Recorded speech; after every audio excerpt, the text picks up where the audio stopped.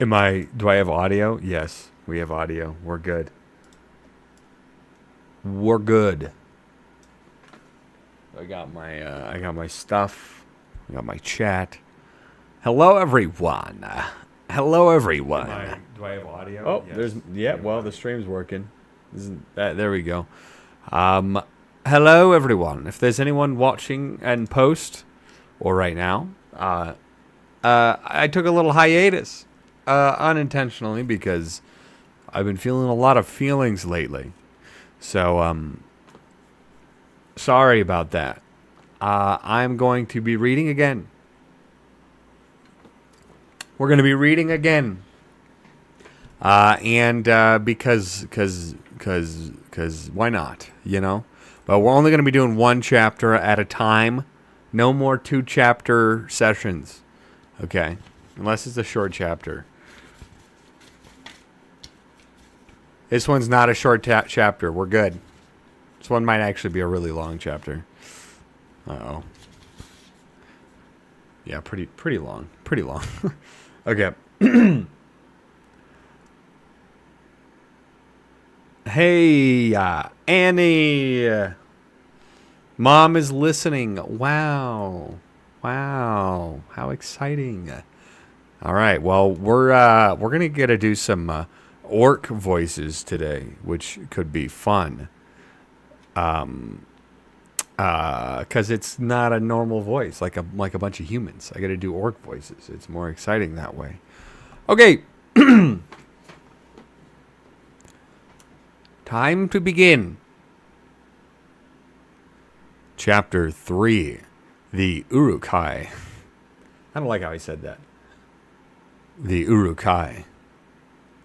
Pippin lay in a dark and troubled dream. It seemed that he could hear his own small voice echoing in black tunnels, calling Frodo, Frodo. But instead of Frodo, hundreds of hideous orc faces grinned at him out of the shadows. Hundreds of hideous arms grasped at him from every side. Where was Merry? He woke. Cold air blew in his face. He was lying on his back. Evening was coming, and the sky above was growing dim. He turned and found that the dream was a little worse than the waking. His wrists, legs, and ankles were tied with cords. Beside him, Merry lay, white-faced, with a dirty rag bound across his brows. All about them sat, or stood, a great company of orcs. Slowly, in Pippin's aching head, memory pieced itself together and became separated from dream shadows.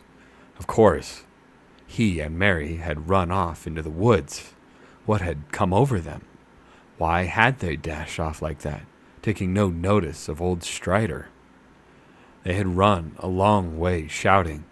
He could not remember how far or how long. And then, suddenly, they had crashed right into a group of orcs. They were standing, listening, and they did not appear to see Merry and Pippin until they were already almost in their arms. Then they yelled, and dozens of other goblins had sprung out of trees. Merry and he had drawn their swords, but the orcs did not wish to fight, and had tried only to lay hold of them, even when Merry had cut off several of their arms and hands. Good old Merry. Damn, Merry. Merry's cutting off arms and hands of orcs. Damn, Merry's a fighter. Then Boromir had come leaping through the trees. He had made them fight. He slew many of them, and the rest fled. But they had not gone far on the way back when they were attacked again, by 100 orcs at least. Some of them very large, and they shot a rain of arrows, always at Boromir. Boromir had blown his great horn till the woods rang, and at first the orcs had been dismayed, and had drawn back. But when no answer but the echoes came, they had attacked more fiercely than ever. Pippin did not remember much more. His last memory was of Boromir leaning against a tree, plucking out an arrow. Then darkness fell suddenly. Harry had it in him the whole time. Harry had it in him. All right, so now we're doing Pippin. How did I do? It's been a while. It's been a month since I read. Pippin. I suppose I was knocked on the head, he said to himself. I wonder if poor Mary is much hurt. What happened to Boromir? Why didn't the orcs kill us? Where are we? And where are we going? He could not answer the questions. He felt cold and sick. I wish Gandalf had never persuaded Elrond to let us come, he thought. What good have I been? Just a nuisance, a passenger, a piece of luggage. And now I've been stolen, and I'm just a piece of luggage for the orcs. I hope Strider or someone will come and claim us, but I ought to hope for it. Won't that throw out all the plans? I wish I could get free. Damn. I didn't know they had planes in the Middle Earth. Pippin's making references to plane talk about luggage and being claimed and being stolen and claimed. Like what? Like, excuse me, Tolkien? Why are the Middle Earth hobbits making references to flight to flying on terminology revolving around flying on planes? Do they have? Is there a different kind of luggage and thievery and claiming stolen luggage in Middle Earth that's involved that in some other fashion? Did you not hear me read that? What good have I been? Just a nuisance, a passenger, a piece of luggage. And now I've been stolen, and I'm just a piece of luggage for the orcs. I hope Strider or someone will come and claim us. Like, what is that? What? How could that? What is that? Where's the fantasy luggage? Where's the fantasy luggage that works the same way and gets stolen and needs to be claimed? I mean, come on. Come on. I could see luggage being a thing. But he's like a passenger, a piece of luggage. I have been stolen. I hope Strider or someone will come and claim us. Or maybe I have it backwards. Maybe the term claiming lost luggage originated from this book from Tolkien. And the airports decided to coin Lord of the Rings terminology for their use. And actually this isn't crazy. I wonder if that trait. Mom can't type. Mom, get a YouTube channel and subscribe so that you can type. Alrighty then. Let's keep reading. He struggled a little. Quite uselessly. One of the orcs sitting near laughed and said something to a companion in their abominable tongue. Rest while you can, little fool, he said then to Pippin, in the common speech, which he made almost as hideous as his own language. Rest while you can. We'll find a use for your legs before long. You'll wish you had got none before we get home. How do we like that? How do we like that? Tolkien knows everything. Yeah, Tolkien's not wrong. You're right, Genesis. Good to see you again, by the way. It's been a while. Tolkien's never wrong. He has fantasy defining world building. So it is possible that the airports just decided to take advantage of Tolkien's world building for their own use. I feel like that there's a possibility that might actually be true. Talk like an orc. Rest while you can, little fool. We'll find a use for your legs before long. You wish you had got none before we get home. That's pretty good, but I don't think I can keep that up. That's making me cough. That's too much. My $4 gaming keyboard. I'm learning why it was $4 missing letters. Just sadness. That's what happened. That's what happened.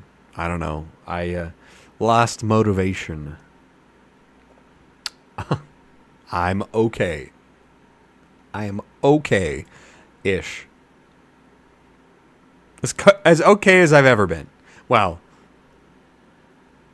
I don't know. I'm okay. If I had my way, you'd wish you were dead now, said the other.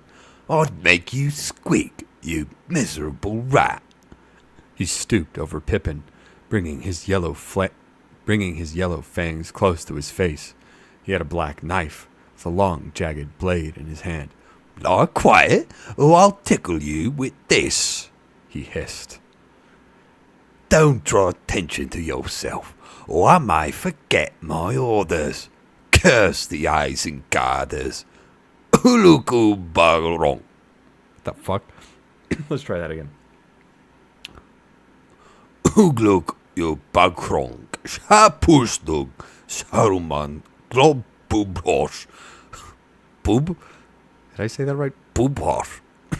Globubhosh sky. Bub. Globubhosh sky. I can't even read that, dude. Let's try that again. Ugluk hu Bagrong. Shapusdug. Saruman. Globubhosh sky. I don't know how that's supposed to sound. Great to be back. I'm trying to feel better. We'll see. I'm doing my best. He passed into a long, angry speech in his own tongue that slowly died away into muttering and snarling. Terrified, Pippin lay still, though the pain at his wrists and ankles was growing, and the stones beneath him were boring into his back. To take his mind off himself, he listened intently to all that he could hear. There were many voices round about, and though orc speech sounded at all times full of hate and anger, it seemed plain that something like a quarrel had begun, and it was getting hotter. To Pippin's surprise, he found that much of the talk was intelligible. Many of the orcs were using ordinary language. Apparently, the members of 2 or 3 different tribes were present. They could not understand one another's orc speech. There was an angry debate concerning what they were to do now, which way they were to take, and what should be done with the prisoners. There's no time to kill them properly, said one. No time for play on this trip. That can't be helped, said another. But why not kill them quick? Kill them now. They're a cursed nuisance, and we're in a hurry. Fuck, man, this is hard. Evening's coming on, and we ought to get a move on. Fuck. I can do the crazy voices, but it is not easy. Oh my god.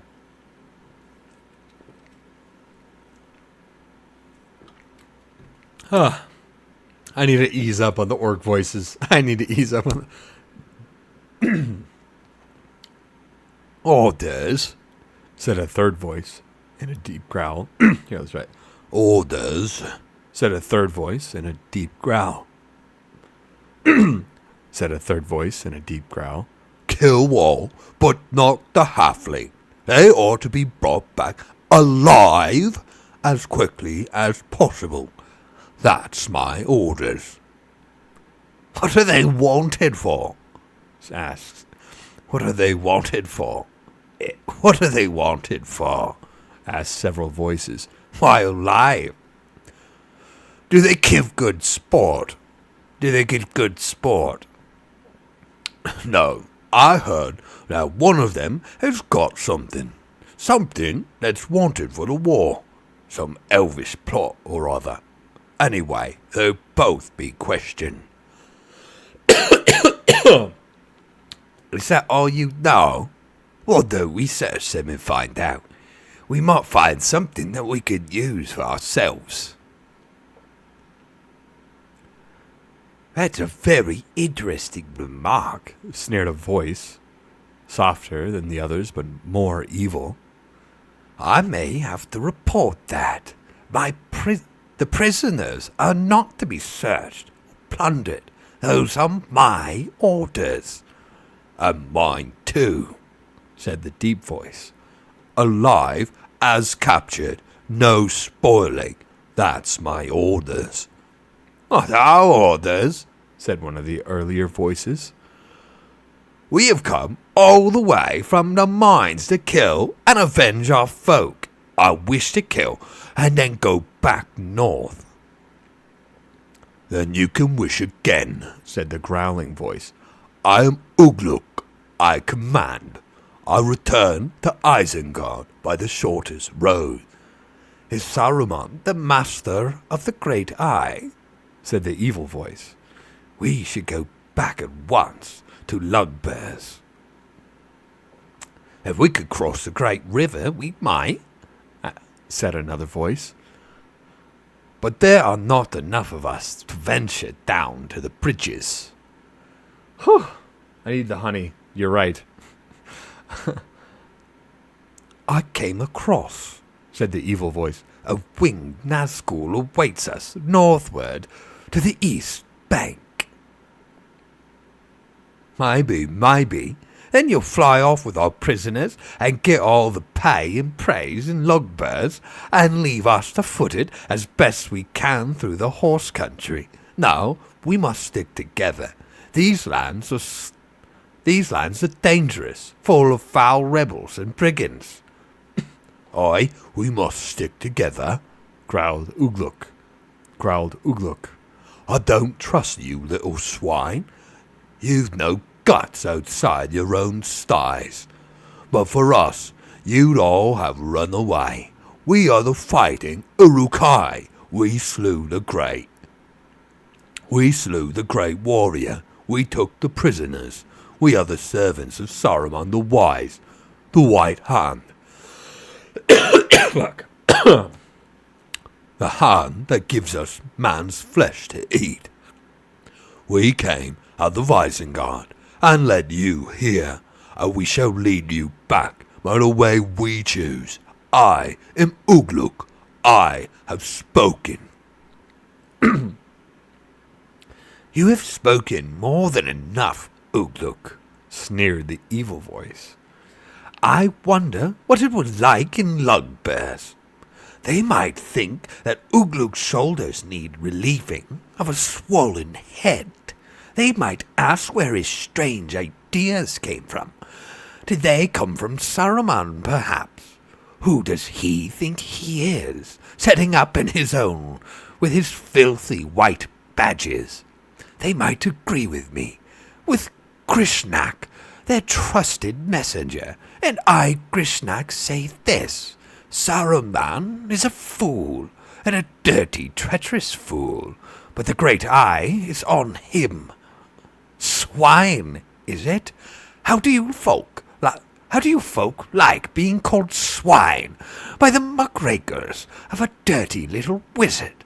It's orc flesh they eat, I'll warrant. Many loud yells in orc speech answered him, and the ringing clash of weapons being drawn. Cautiously, Pippin rolled over, hoping to see what would happen. His guards had gone to join the fray. In the twilight, he saw a large black orc, probably Ugluk, standing facing Grishnak. A short, crook-legged creature, very broad, with long arms that hung almost to the ground. Round them were many smaller goblins. Pippin supposed that these were the ones from the north. They had drawn their knives and swords, but hesitated to attack Ugluk. Ugluk! Ugluk, he talks like this, apparently. Okay. Ugluk shouted, and a number of other orcs of nearly his own size ran up. Then suddenly, without warning, Ugluk sprang forwards. and with two swift strokes, swept the heads off of two of his opponents. Grishnak stepped aside and vanished into the shadows. The others gave way, and one stepped backwards and fell over Mary's prostrate form with a curse. Yet that probably saved his life, for Ugluk's followers leaped over him and cut down another with their broad-bladed swords. It was the yellow-fanged guard. His body fell right on top of Pippin, still clutching its long saw-edged knife. Fuck, that sentence, I'm saying it bad. Still clutching its long saw-edged knife. Put up your weapons! God, I have to do him shouting. Put up your weapons! Shouted Ugluk. And let's have no more nonsense. We go straight west from here and down the stair. From there, straight to the downs. And then along the river to the forest. And we march day and night. That clear? Now? Wait, fuck, Pippin. Big voice change. I'm Pippin, right? I'm Pippin. I'm a bit Irish. Now, thought Pippin, if only it takes that ugly fellow a little while to get his troop under control. If only it takes that ugly fellow a little while to get his troop under control, I've got a chance. A gleam of hope had come to him. The edge of the black knife had snicked his arm and then slid down to his wrist. He felt the blood trickling onto his hand, but he also felt the cold touch of steel against his skin. The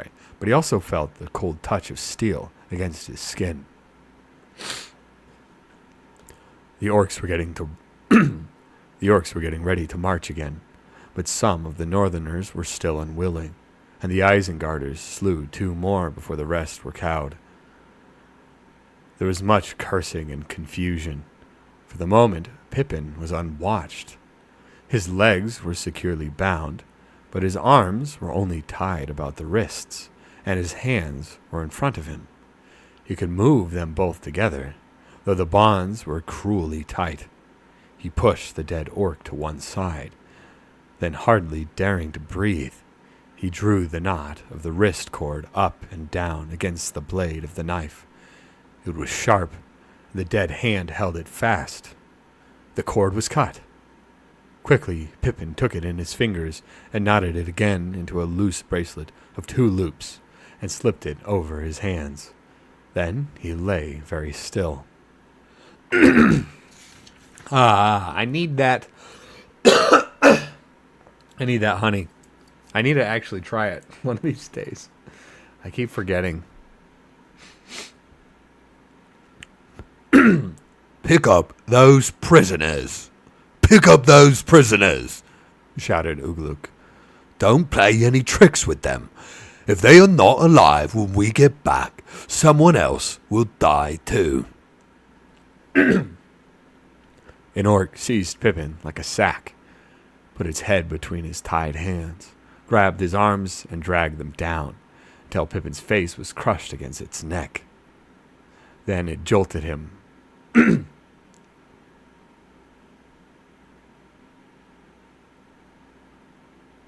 The hell, dude? Okay. Sorry. Then it jolted off with him. Another treated Mary in the same way. The orc's claw-like hand gripped Pippin's arms like iron. The nails bit into him. He shut his eyes and slipped back into evil dreams. Suddenly, he was thrown onto the stony floor again. It was early night, but the slim moon was already falling westward. They were on the edge of a cliff that seemed to look out over a sea of pale mist. There was a sound of water falling nearby. The scouts have come back at last, said an orc close at hand. Well, what did you discover? Growled the voice of Ugluk. Only a single horseman. Only a single horseman, and he made off westwards. All's clear now. Now, I dare say. But how long, you fools? You fools. You should have shot him. He'll raise the alarm. The cursed horse breeders will heal it. The cursed horse breeder. Fuck. The cursed horse breeders will hear. The cursed horse breeders will hear us by morning. Now we have to leg it double quick. The shadow bent over Pippin. It was Ugluk. Sit up, said the orc. my lads are tired of lugging you about. We have got to climb down, and you must use your legs. Be helpful now. No crying out, no trying to escape. We have ways of paying for tricks that you won't like, though they won't spoil your usefulness for the master. He cut the thongs around. Fuck, dude, these deep, intense voices do get the gunk in my throat worked up. If I would really to do a reading, I would need to do a lot of editing. A lot of editing, all the coughing sounds, and the you know, I would have to do a lot of stuff. Hello, Bunny. Hello. Welcome. Thanks for joining in. And thanks everybody for being here, despite me not streaming for like a month. How are you doing? Okay, where are we at? Let's see. He cut the thongs round Pippin's legs and ankles, picked him up by his hair, and stood him on his feet.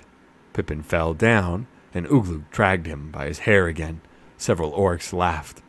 Ugluk thrust a flask between his teeth and poured some burning liquid down his throat. He felt a hot, fierce glow flow through him. The pain in his legs and ankles vanished. He could stand. Now for the other, said Ugluk. Pippin saw him go to Merry, who was lying close by, and kick him. Merry groaned. Seizing him roughly, Ugluk pulled him into a sitting position and tore the bandage off his head. Then he smeared the wound with some dark stuff out of a small wooden box. Merry cried out and struggled wildly.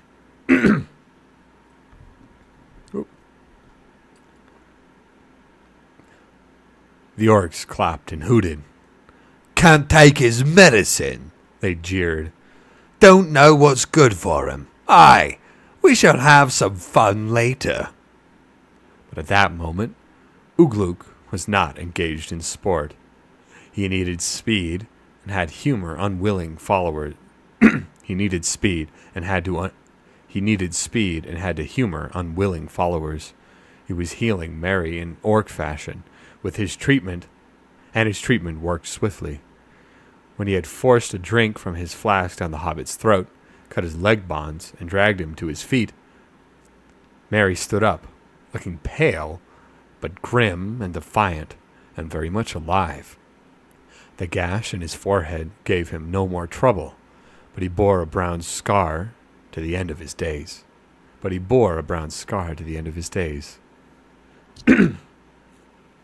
Hello, Pippin.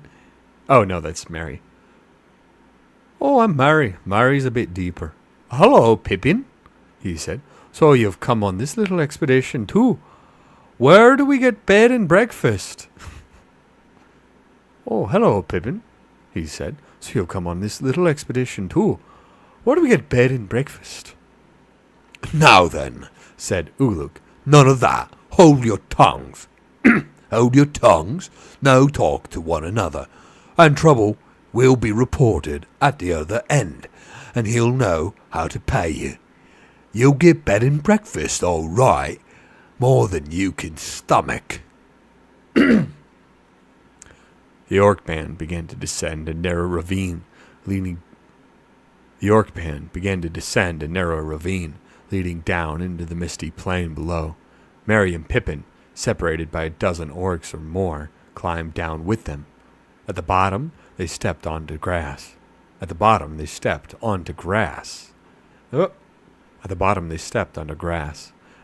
of the hobbits rose. Now, straight on, shouted Ugluk. Now, straight on, shouted Ugluk. west and a little north, follow Lugdush. But what are we going to do at sunrise? Said some of the northerners. Go on running, said Ugluk.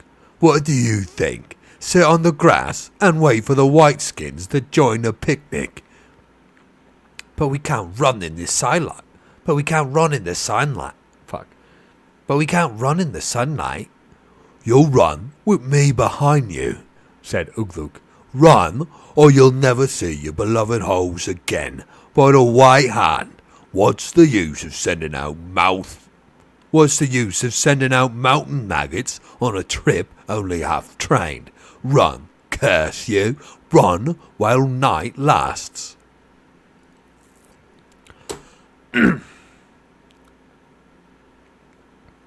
And the whole company began to run with the long, loping strides of orcs. They kept no order, thrusting, jostling, and cursing, yet their speed was very great. Each hobbit had a guard of 3. Pippin was far back in the line. He wondered how long he would be able to go on at this. Pace. He had had no food since the morning. One of his guards had a whip, but at present the orc liquor was still hot in him. His wits, too, were wide awake. Every now and again there came into his mind, unbidden, a vision of the keen face of Strider bending over a dark trail and running behind. But what could even a ranger see except a confused trail of orc feet? His own little prince and Mary's were overwhelmed by the trampling of the iron-shod shoes before them and behind them and about them. They had only gone a mile or so from the cliff when the land sloped down into a wide, shallow depression where the ground was soft and wet. Mist lay there, pale glimmering in the last rays of the sickle moon. The dark shapes of the orcs in front grew dim and then were swallowed up. Aye, steady now, shouted Ugluk from the rear. A sudden thought leaped into Pippin's mind, and he acted on it at once. He swerved aside to the right and dived out of the reach of his He swerved at once to the right and dived out of the reach of his clutching guard, head first into the mist. He landed sprawling on the grass. Halt! Yelled Ugluk. There was for a moment turmoil and confusion. Pippin sprang up and ran. The orcs were after him. Some suddenly loomed up right in front of him. No hope of escape, thought Pippin. But there is a hope that I have some of my own marks unspoiled on the wet ground. But there is a hope that I have left some of my own marks unspoiled on the wet ground. He groped with his 2 tied hands at his throat and unclasped the brooch of his cloak, just as long arms had hard claws seized him. He let it fall. There, I suppose it'll lie until the end of time, he thought. I don't know why I did it. If the others have escaped, they've probably all gone with Frodo. They haven't. They're coming for you, Pippin. They're coming for you. Don't give up hope. A whip thong curled round his legs, and he stifled a cry. Enough, shouted Ugluk, running up. He's still got to run a long way. Make 'em both run. Just use the whip as a reminder. But that's not all, he snarled, turning to Pippin. I shan't forget. Payment is only put off. Leg it. Neither Pippin nor Merry remembered much of the later part of the journey. Evil dreams and evil waking were blended into a long tunnel of misery, with hope growing ever fainter behind. They ran and they ran, striving to keep up the pace set by the orcs, licked every now and again with a cruel thong cunningly handled. If they halted or stumbled, They were seized and dragged for some distance. The warmth of the orc drought had gone. Pippin felt cold and sick again. Suddenly he fell face downward on the turf. Hard hands with rending nails gripped and lifted him. He was carried like a sack once more, and darkness grew about him. Whether the darkness of another night or a blindness of his eyes, he could not tell. Dimly, he became aware of voices clamoring. It seemed that many of the orcs were demanding a halt. Ugluk was shouting. He felt himself flung to the ground, and as he lay, he fell. Till black dreams took him. But he did not long escape from pain. Soon the iron grip of merciless hands was on him again. For a long time, he was tossed and shaken, and then slowly the darkness gave way, and he came back to the waking world and found that it was morning. Orders were shouted, and he was thrown roughly on the grass. There he lay for a while, fighting with despair. His head swam, but from the heat in his body, he guessed that he had been given another drought. An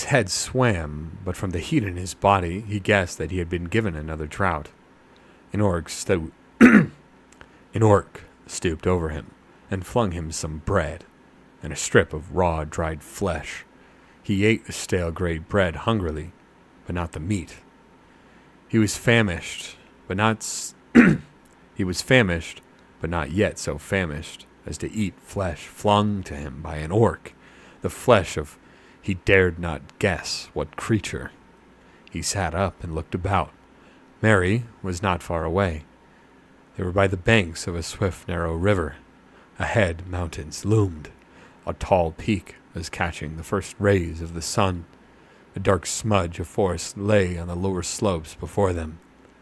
There was much shouting and debating among the orcs.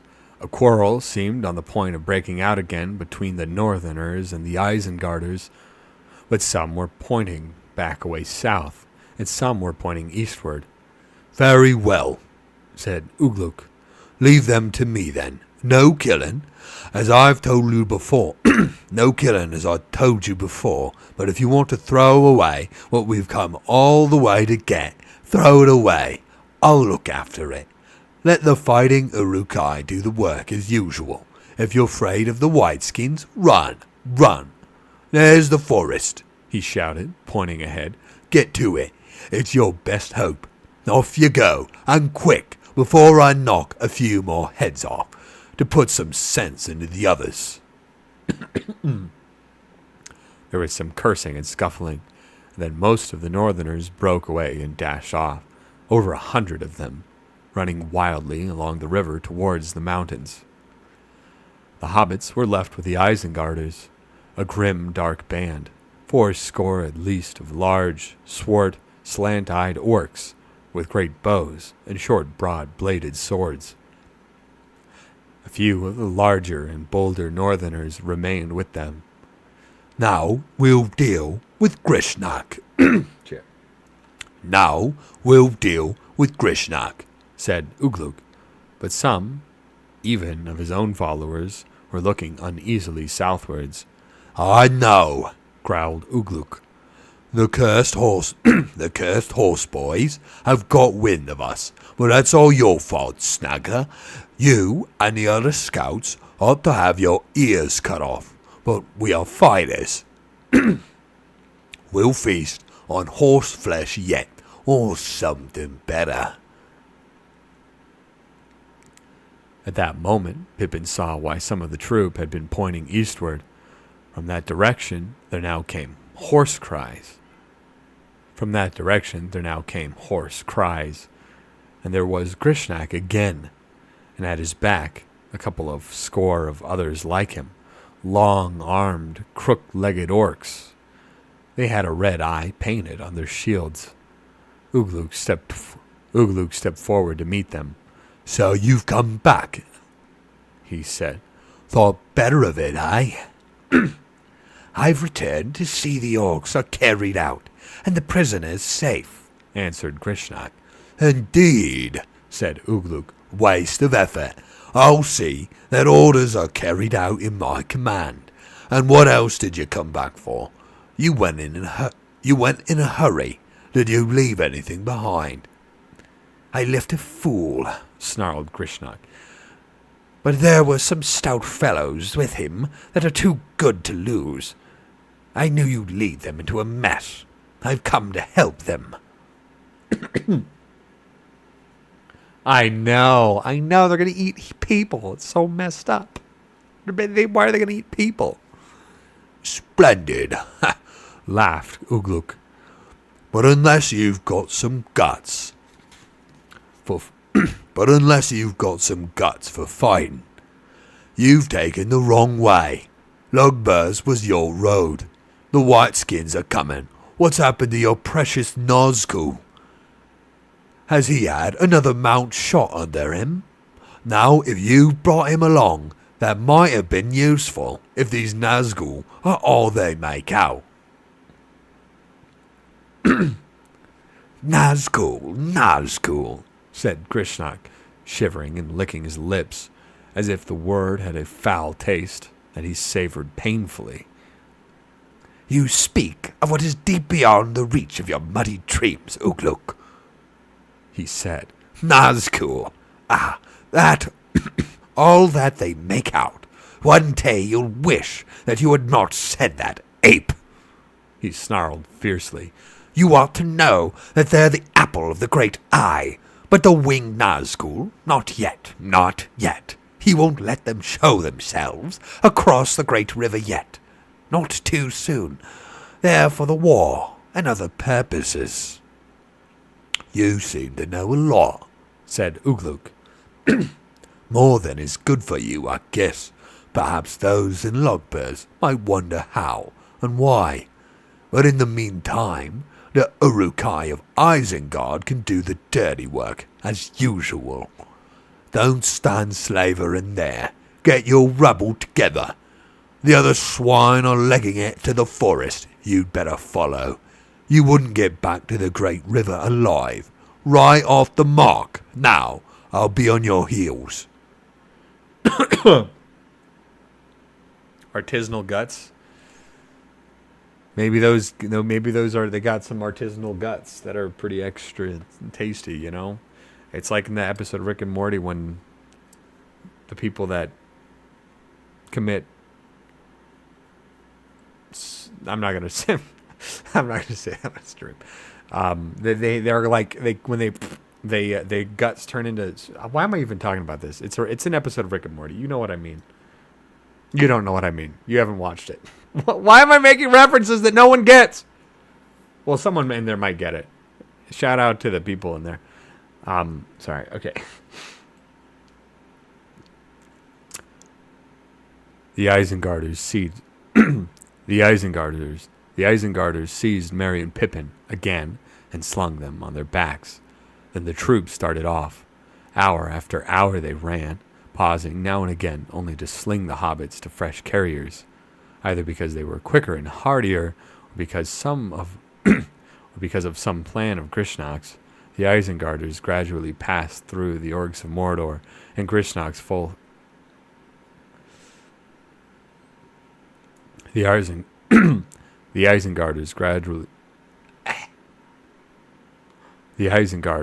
gradually passed through the orcs of Mordor, and Grishnak's folk closed in behind. Soon they were gaining on the Northerners ahead. The forest began to draw nearer. Pippin was bruised and torn. His aching head was grated by the filthy jowl and hairy ear of the orc that held him. Immediately in front were bowed backs and tough, thick legs going up and down, unresting, as if they were made of wire and horn, beating out the nightmare seconds of an endless time. Beating out the nightmare seconds of an endless time. What the fuck does that mean? Yeah, sorry. It's a bit of a ghoulish episode. It's a bit of a ghoulish episode. Which is why I was like, I probably shouldn't bring it up because even explaining it is a little bit like excuse me, and it's just like, what are you gonna do? You know, ADHD. Okay. Okay, something about legs going up and down, blah blah blah.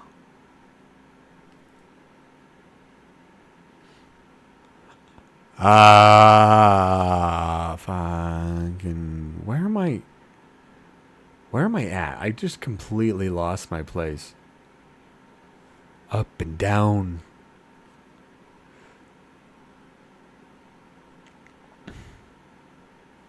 Nazgul, sees Pippin.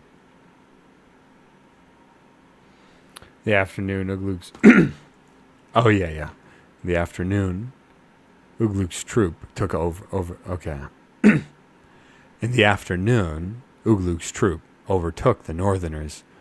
They were flagging in the rays of the bright sun. Winter sun shining in a pale, cool sky, though it was. Their heads were down, and their tongues lolling out. Maggots, jeered the Isengarders. You're cooked. The Whiteskins will catch you and eat you. They're coming. A cry from Krishnak showed that this was not mere jest. Horsemen, riding very swiftly, had indeed been sighted, still far behind, but gaining on the orcs, gaining on them like a tide over the flats on folk straying. Gaining on them like a tide over the flats on folk straying on quicksand. What the fuck? Gaining on them like a tide over the flats on folk straying in a quicksand.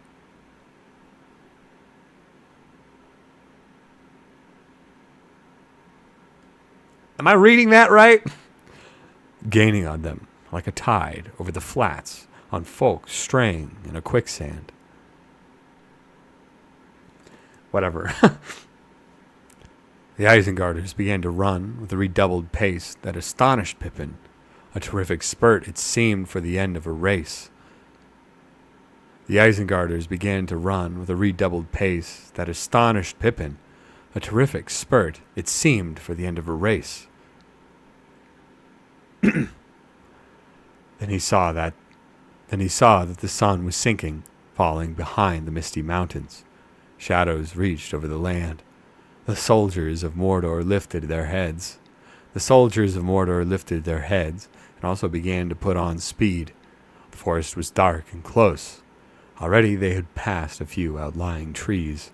The land was not beginning to slope upwards, ever more steeply. Wait, what? What the fuck am I saying? The land was beginning to slope upwards, ever more steeply, but the orcs did not halt. Both Ugluk and Grishnak shouted, spurring them on to a last effort. They will make it yet. They will escape, thought Pippin. And then he managed to twist his neck. They will make it yet. They will make it yet. They will make it yet. They will escape, thought Pippin. And then he managed to twist his neck, so as to glance back with one eye over his shoulder. He saw that riders away eastward were already level with the orcs, galloping over the plain. The sunset gilded their spears. And helmets, and glinted in their pale, flowing hair. They were hemming the orcs in, preventing them from scattering, and driving them along the line of the river. He wondered very much what kind of folk they were. He wished now that he had learned more in Rivendell, and looked more at maps and things. But in those days, the plans for the journey seemed to be more in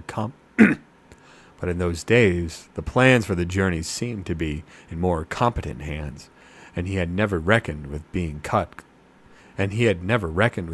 off from Gandalf, or from Strider, or even from Frodo. All that he could remember about Rohan was that Gandalf's horse, Shadowfax, had come from that land. It sounded hopeful, as far as it went.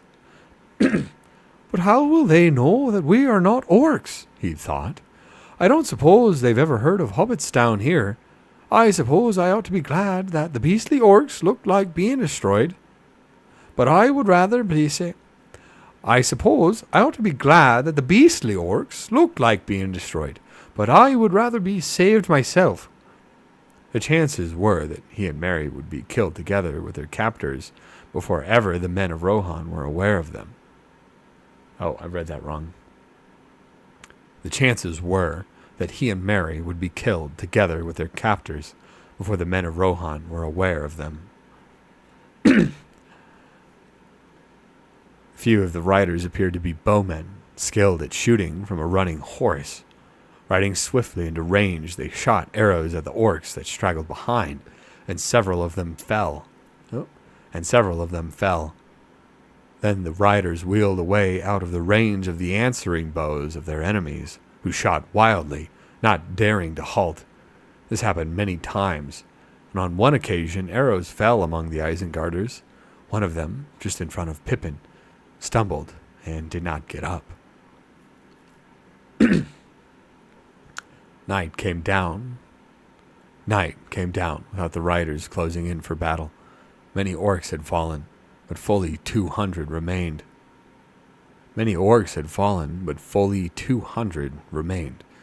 In the early darkness, the orcs came to a hillock.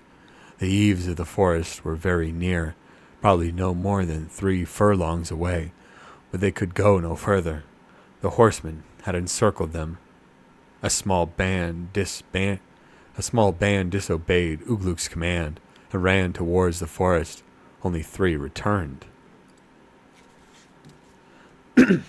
Well, here we are, sneered Grishnak. Fine leadership. I hope the great Ugluk will lead us out again. Put those halflings down, ordered Ugluk, taking no notice of Grishnak. You, Lugdush, get 2 others and stand guard. Get 2 others and stand guard over them. They're not to be killed unless the filthy whiteskins break through. Understand? As long as I'm alive, I want 'em. But they're not to cry out, and they're not to be rescued. Bind their legs. The last part of the order was carried out mercilessly, but Pippin found that for the first time he was close to Mary. The orcs were making a great deal of noise, shouting and clashing their weapons, and the hobbits managed to whisper together for a while. I don't think much of this, said Mary. I feel nearly done in. I don't think I could crawl away far, even if I was free. Limbus, whispered Pippin. Limbus, I've got some. Have you? I don't think they've taken anything but our swords. Yes, I had a packet in my pocket, answered Mary, but it must be battered to crumbs. Anyway, I can't put my mouth in my pocket. You won't have to. But just then, a savage kick warned Pippin what noise had died down. Just then, the savage kick warned Pippin that the noise had died down, and the guards were watchful. The night was cold and still. All around the knoll on which the orcs were gathered, little watchfires sprang up, golden red in the darkness, a complete ring of them. Oh, excuse me. They were within a long bowshot, but the riders did not show themselves until the light, and the orcs wasted many arrows shooting at the fires until Ugluk stopped them. The riders made no sound. Later in the night, when the moon came out of the mist, then occasionally they could be seen, shadowy shapes that glinted now and again in white light as they moved in ceaseless patrol. They'll wait for the sun. Curse them, growled one of the guards. Why don't we get together and charge through? What's old Ugluk think he's doing? I should like to know.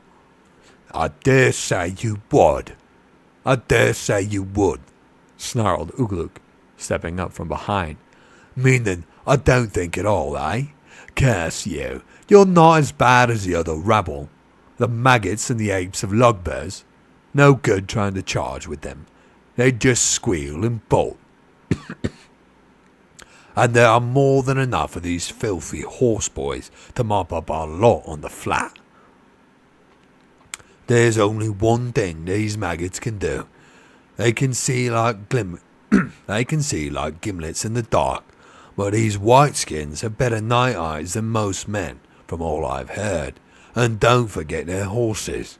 They can see the night breeze, or so it's said. There's one thing the fine fellows don't know. Malher and his lads are in the forest, and they should turn up any time now. Ugluk being Ugluk for life. Ugluk's words were enough, apparently, to satisfy the Isengarders, but the other orcs were both dispirited and rebellious. They posted a few watchers, but most of them lay on the ground, resting in the pleasant darkness. It did indeed become very dark again, for the moon passed westward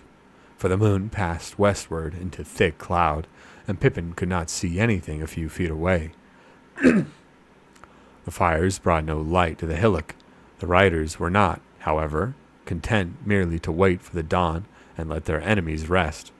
A sudden outcry on the east side of the knoll showed that something was wrong. It seemed that some of the men had ridden in close, slipped off their horses, crawled to the edge of the camp, and killed several orcs, and then had faded away again.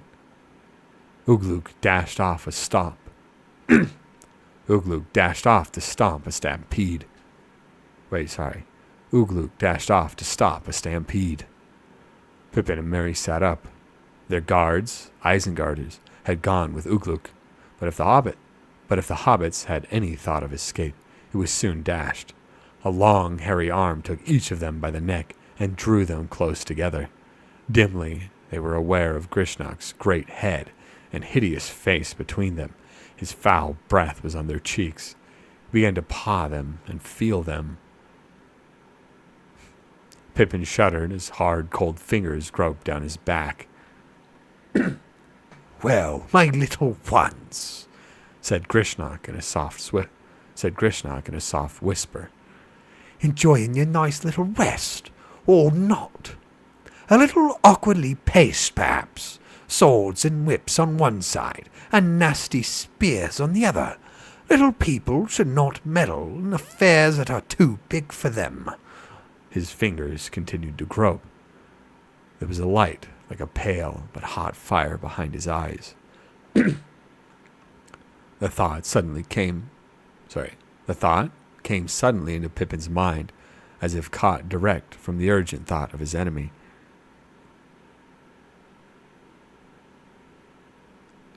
This is a sentence. I'm trying to see who's okay, Pippin is thinking this. Okay. Grisnak knows about the ring. He's looking for it, while Ugluk is busy. He probably wants it for himself. Cold fear was in Pippin's heart, yet at the same time, he was wondering what use he could make of Grishnak's desire. I don't think you will find it that way, he whispered. It isn't easy to find. Find it, said Grishnak. His fingers stopped crawling and gripped Pippin's shoulder. Find what? What are you talking about, little one? Find what? What does he sound like? Grishnak, he sounds like this. He's evil. They're all evil, but... Find what? What are you talking about, little one? For a moment, Pippin was silent. Then suddenly, in the darkness, he made a noise in his throat. Call him. Call him. Call him. Nothing, my precious. Wait, what? Wait. He's doing an impression of Gollum? Pippin's doing an impression of Gollum. Okay, so this is Pippin doing an impression of Gollum to fool. But I'm like, has Pippin even seen or ever heard Gollum in his entire life? Like, I don't remember Gollum. Like, they knew Gollum was following him. Did he hear Sorry, I'm just questioning. Why question? I shouldn't be questioning. So Pippin says, Gollum. Wait, Pippin. What does Pippin sound like trying to sound like Gollum? Gollum? Nothing, my precious. he added. The hobbits felt Grishnok's fingers twitch. Oh, Hissed the goblin softly. that's what it means, is it? Oh, very, very dangerous, little one. My little ones. Perhaps, said Mary, now alert and aware of Pippin's guess. Perhaps, and not only for us. Still, you know your own business best. Do you want it or not? And what would you give for it? Grishnok, do I want it? Do I want it? Said Grishnok, as if puzzled. But his arms were trembling. What would I give for it? What do you mean? What would I give for it? What do you mean? We mean... Sorry. Pippin sounds like this. We mean... said Pippin, choosing his words carefully. So he's not doing a Gollum impression. He just was doing a Gollum noise to be like, hey, I know about the ring. That is a confusing writing. That doesn't make sense to me, to be honest. It's not tracking. Okay. We mean, said Pippin, choosing his words carefully, that it's no good groping in the dark. We could save you some time and trouble, but you must untie your legs first, or we'll do nothing and say nothing. My dear tender little fellows, hissed Grishnok. Everything you have and everything you know will be got out of you in due time. Everything. You'll wish that there was more. Grishnok, he sounds like more evil. Everything you have and everything you know will be got out of you in due time. Everything. Well, I feel like I'm sounding Irish. I feel like I'm getting mixed up here. I feel like I'm losing track of my voice here. Because I'm doing the Irish and then I'm doing the... Well, Uglu sounds like this, and Grishnok sounds like this. He's evil. But he's not Irish. Fuck. Tolkien knows everything. Tolkien does know everything. You're right. Tolkien is always knows everything. My dear tender little fellows, hissed Grishnok. Everything you have and everything you know will be got out of you in due time.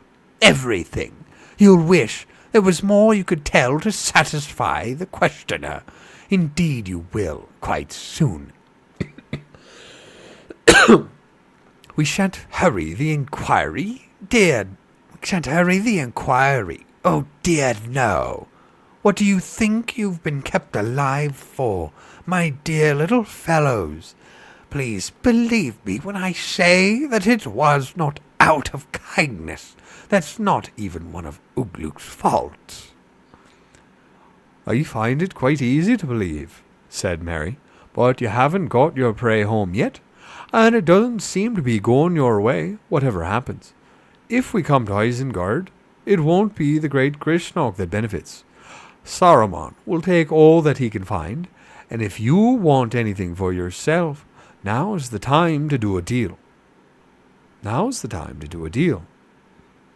Grishnok began to lose his temper. The name of Saruman seemed to specifically enrage him. Time was passing, and the disturbance was dying down. Ugluk or the Isengarders might return at any minute. Have you got it? Either of you? He snarled. Pippin, doing a Gollum impression. Here we go again. I'm Pippin. Gollum, said Pippin. Untie our legs, said Mary. They felt the orc's arms trembling violently. Curse you, you filthy little vermin, he hissed. Untie your legs. I'll untie every string in your bodies. Do you think I can't search you to the Search you. I'll cut you both, quivering shreds. Oh, I'll cut you both to quivering shreds. I don't need the help of your legs to get you away, and have you all to myself. Suddenly he seized them. The strength of his long arms and shoulders was terrifying. He tucked them one under each armpit, and crushed them fiercely to his sides. A great stifling hand was clasped. A great stifling hand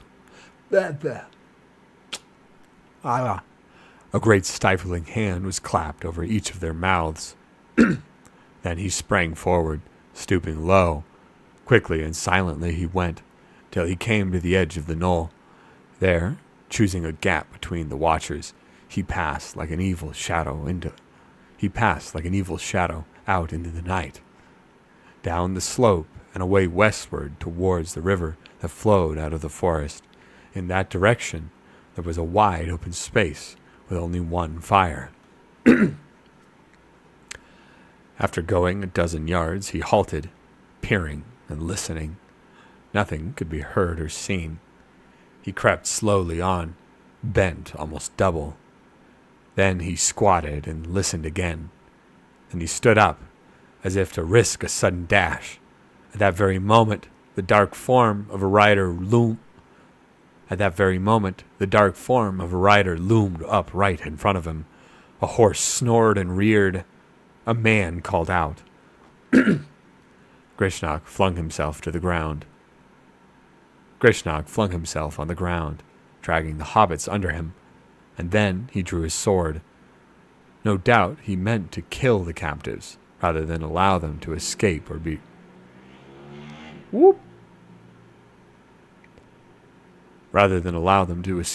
rescued, but it was his undoing.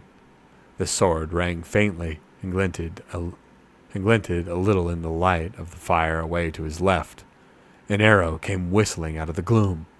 It was aimed with skill, or guided by fate, and it pierced his right hand.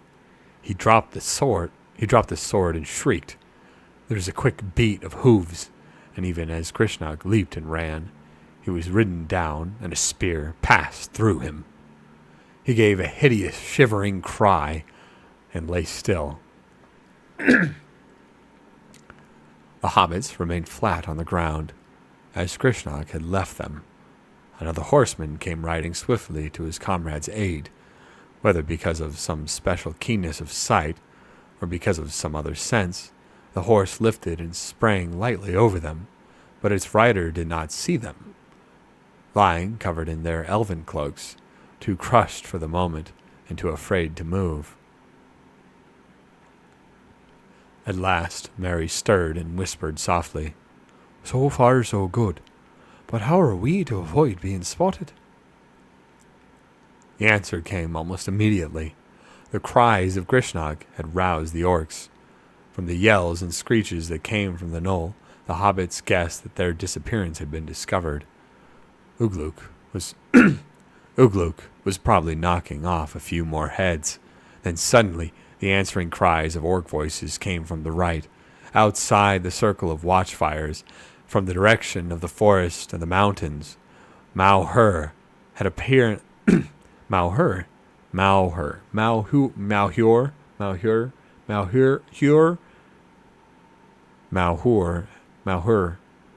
What is that? What does the hue sound like with a apostrophe above it?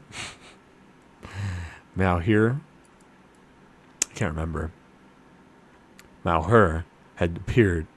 Malhur had apparently arrived and was attacking the besiegers. Malhur had apparently arrived and was attacking the besiegers. There was the sound of galloping horses. The riders were drawing in their ring close round the knoll, risking orc arrows so as to prevent any sortie, while a company rode off to deal with the newcomers. Suddenly, Merry and Pippin realized that without moving, they were now outside the circle. There was nothing between them and escape.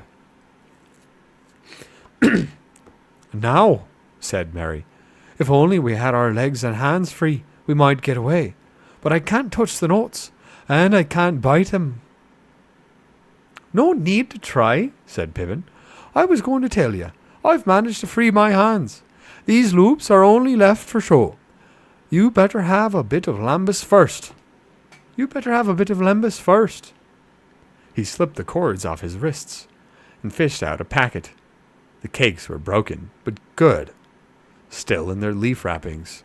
The hobbits each ate 2 or 3 pieces. The taste brought back to them the memory of fair faces and laughter and wholesome food in quiet days now far away. For a while they ate thoughtfully, sitting in the dark, heedless of the cries and sounds of battle nearby. Pippin was the first to come back to the present. "We must be off," he said. "Half a moment." Grishnak's sword was lying close at hand. But it was too heavy. God damn it. But it was too heavy and clumsy for him to use. So he crawled forward, and finding the body of the orc, he drew from its sheath a long, sharp knife. And finding the body of the goblin, he drew from its sheath a long, sharp knife. With this, he quickly cut their bonds. Now for it, he said. "When we've warmed up a bit, perhaps we shall be able to stand again and walk. But in any case, we had better start by crawling." They crawled. "Now for it," he said. "When we've warmed up a bit, perhaps we shall be able to stand again and walk. But in any case, we had better start by crawling." They crawled. The turf was deep and yielding. That helped them, but it seemed a long, slow business. They gave the watchfire a wide berth, and wormed their way forward bit by bit, till they came to the edge of the river, gurgling away in the black shadows under its steep banks. Then they looked back. The sounds had died away. Evidently, Mao-Her and his lads had been killed or driven off. The riders had returned to their silent, ominous vigil.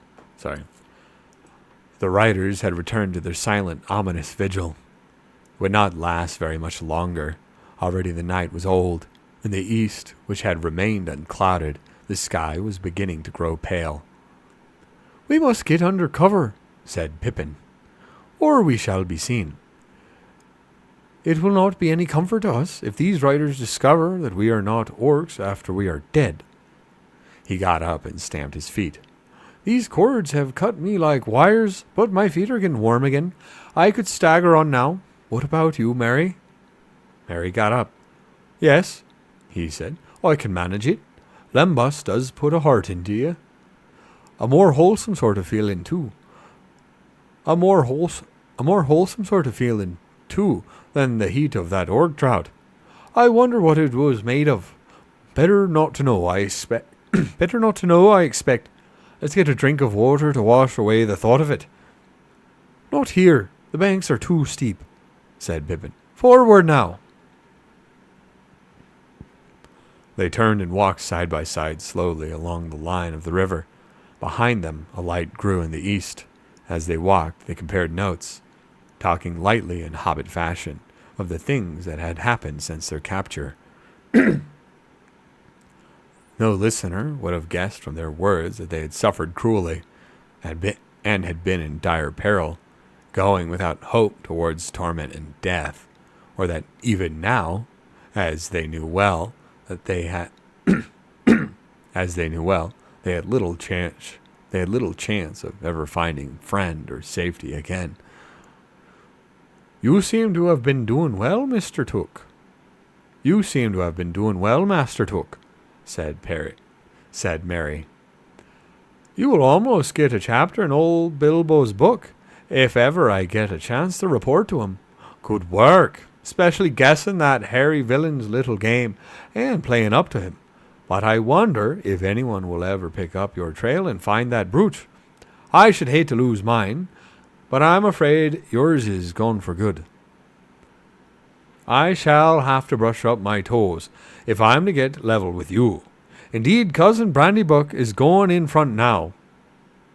This is where he comes in. I don't suppose you have much notion where we are. I spent my time at Rivendell rather better. We're walking west along the Edgewater. I'm Mary. We were walking west along the Endwash. The butt end of the Misty Mountains is in front, and Fangorn Forest. Even as he spoke, the dark edge of the forest loomed straight up. The longer I am reading, the harder it gets to keep going. Whew. We're almost there. The butt end of the Misty Mountains is in... Oh, wait, no, I already read that. Okay. Even as he spoke, the dark edge of the forest loomed up straight before them. Night seemed to have taken refuge under its great trees, creeping away from the coming dawn. Lead on, Master Brandybuck, said Pippin, or lead back. We have been warned against Fangorn, but one so knowing will not have forgotten that. I have not, but one so knowing will not have forgotten that. I have not, answered Mary, but the forest seems better to me. All the same, than turning back into the middle of a battle. That's what she said. Sorry, what was it? Was it the butt end? Or was it something else? Somebody being in the front of the back? Is it the butt end of the Misty Mountains is in front? Is that it? Misty? Okay, sorry. Okay.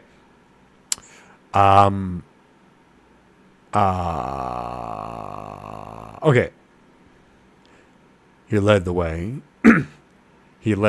in under the huge branches of the trees. Old beyond guessing they seemed. Great trailing beards of lichen hung from them, blowing and swaying in the breeze. Out of the shadows the hobbits peeped, gazing back down the slope. Little furtive figures that in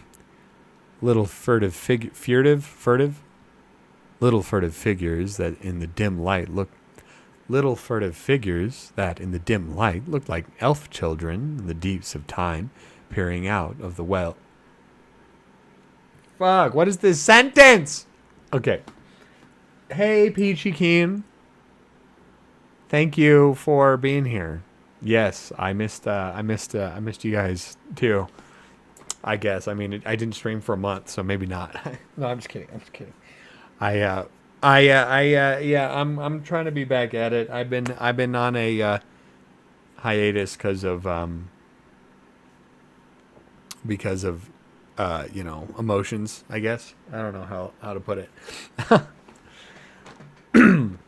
Okay, let's try this sentence again. Out of the shadows, the hobbits peeped, gazing back down the slope.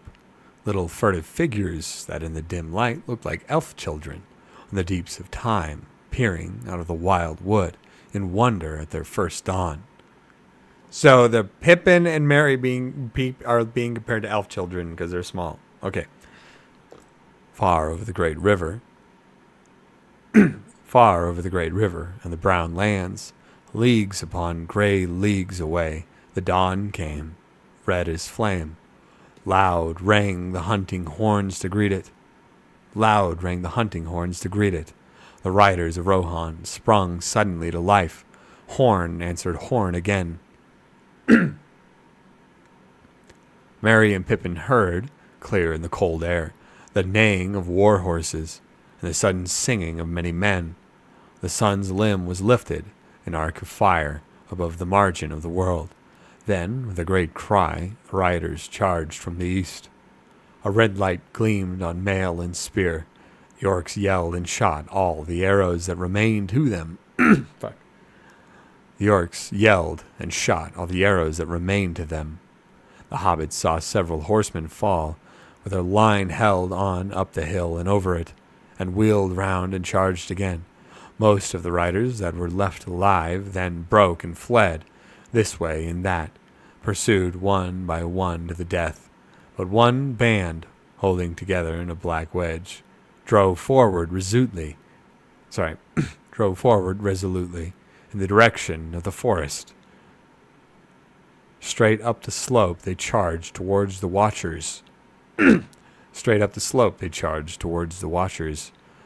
they were drawing near, and it seemed certain that they would escape. They had already hewn down 3 riders that barred their way. "We have watched too long," said Mary. "There's Ugluk. I don't want to meet him again." The hobbits turned and fled deep into the shadows of the wood. So it was that they did not see the last stand, when Ugluk was overtaken and brought to bay at the very edge of Fangorn. There he was slain at last by Eomer, the 3rd Marshal of the Mark, who dismounted and fought him sword to sword. And over the wide fields the keen-eyed riders hunted down the few orcs that had escaped and still had strength to fly.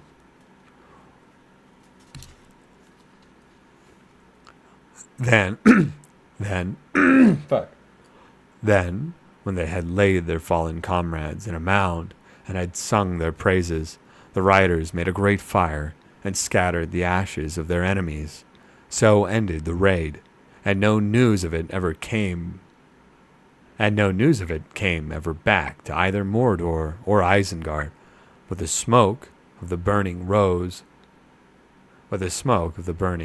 high to heaven, and was seen by many watchful eyes. Okay, that is the end of the chapter. That was a long one, too, yeah. Hour and 22 minutes. Not the longest I've done, I suppose. But with those orc voices. With those dang orc voices, man, they were tough for me. I'll tell you what. Though they are fun. It is fun doing the orc voices. It's too bad that all the orcs I voiced are now dead. So I don't know if I'll get to do a voice for an orc again.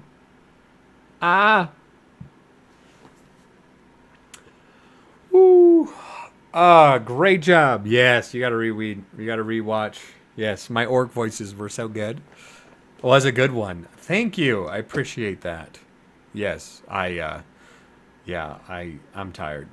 But I want to keep reading because I just want to finish the book. But, obviously I have a long ways to go. I kind of stopped and lost motivation for a minute because it felt like it wasn't very much enjoyed. But I think maybe this is a little more enjoyed than I thought before. And I'm thinking about leaning into this aspect, this sort of reading fantasy voice stuff a little more. Because I thought about the other stream that I did. I could do that maybe. But, you got to corner a niche, as we remember from that one stream that I did. Yeah, welcome. Luke was great. Oh, yeah. Yeah, that's a voice that I could do pretty easily. Try to make it sloppier, though, than what I do for other characters. I'm Ugluk, yeah. I'm a bit of an orc, No, I couldn't. I wanted the orcs to be more beastly and grainy, but it was really starting to hurt my voice, so I had to tone it down a little bit. Ooh, well, thank you so much for tuning in. I'm glad that we had some people. That's really great news. I'm trying to come at life with renewed vigor. And come up with more content, but at the very least, I'm going to be streaming this Lord of the Rings. And I think just doing one chapter at a time is enough. Because if I end up streaming for like 2+ hours reading, it's difficult, It's difficult.